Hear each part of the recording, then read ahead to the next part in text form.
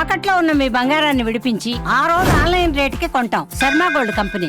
ఓం శ్రీ మహాగణాధిపతయే నమో నమః. ప్రధానంగా ఈ యుగాది నుండి ఏ నక్షత్రం వారికి ఏ ప్రభావం ఏ రకంగా ఉండబోతుంది అనేటువంటి విషయంలో మఖా నక్షత్రం, ఈ మఖా నక్షత్రంలో 1, 2, 3, 4 పాదాలలో జన్మించినటువంటి పురుషులు కాస్త అవలక్షణాలతో కూడి ఉండేటువంటి అవకాశాలు ఎక్కువగా ఉంటాయి. అవలక్షణము అంటే మళ్ళీ ఏమో అనుకున్నారు కానివ్వండి, నాది నాకు తెలుసు, నేను చేయగలను, ఓవర్ కాన్ఫిడెన్స్ అంటారు.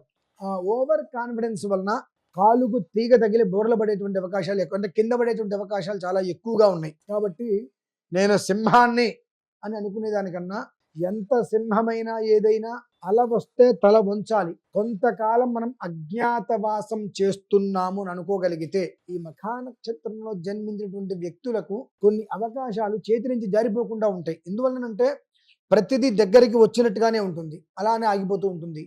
వీళ్ళ ఒక్క వాక్ ప్రభావము చే, అంటే కొన్ని అనరాని మాటలు, మాట్లాడరాని మాటలు, తొందరపాటు చర్యలు, ఈ మాటల వలన మనకు గవర్నమెంట్కి సంబంధించి కావచ్చు, వ్యాపారాలు కావచ్చు, వీటిలలో మనకు రావాల్సిన ప్రతి ఒక్కటి కూడా ఆగిపోయేటువంటి పరిస్థితులు ఉన్నాయి.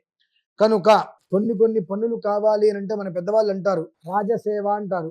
మనకి కొన్ని రావాల్సినవి ఉన్నాయి అని అంటే వాడిని నువ్వెంత అనంటే మనం చాలా ఇబ్బందులు పడతాము, నువ్వే అంత అనంటే మన పనులు పూర్తవుతాయి, మనకు రావాల్సింది మనకు వచ్చిన తర్వాత నమస్కారం ఇంటి పక్కకు వచ్చేయచ్చు అని అంటూ ఉంటారు పెద్దవాళ్ళు. కొన్ని ఊరికే చెప్పరు. కాబట్టి ఈ మఖ 1, 2, 3, 4 పాదాల్లో జన్మించినటువంటి పురుషులు మాత్రం చాలా అజ్ఞాతంలో నేను ఉంటున్నాను, ఈ సమయం నాది కాదు, నాది కాని సమయంలో నేను ఎగిరి గోల చేయటం అనేటువంటిది పద్ధతి కాదు, నా పని పూర్తి కావాలి అంటే నేను చాలా మౌనంగా ఉండాలి అనుకోవడం శ్రేయస్కరం. ఎందుకంటే వీరు కూడా ఆ కేతు మహర్దశలోనే జన్మిస్తారు ఖచ్చితంగా.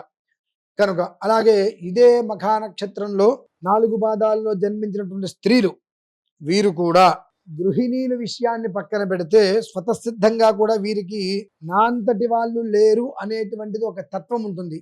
నేను కాబట్టి నడపగలుగుతున్నాను, నేను చేయగలుగుతున్నాను, నేను కాబట్టే చేశాను, నేను ఏదైనా చేయగలను, మంచిదే, అందులో ఎలాంటి సందేహము లేదు. కానీ అన్ని రోజులు మనవే కాదు అనేటువంటి ఒక చిన్న సత్యాన్ని కూడా గమనించాలి.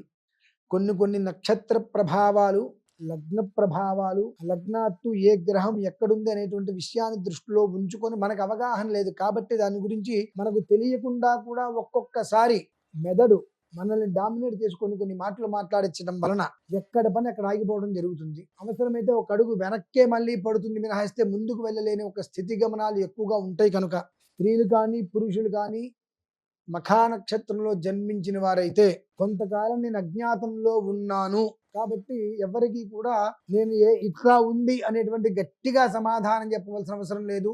మౌనం అనేటువంటిది ఇప్పుడు నడుస్తున్నటువంటి పరిస్థితులకి చాలా నాకు ఉపయోగం అనేటువంటి విషయాన్ని దృష్టిలో ఉంచుకొని, అలాగే ఇందాక ఎవరికైతే చెప్పానో అలానే దక్షిణామూర్తి స్వామి వారిని మనస్ఫూర్తిగా ఆరాధించుకోవడం మఖా నక్షత్రం వారికి చాలా శ్రేయోదాయకం.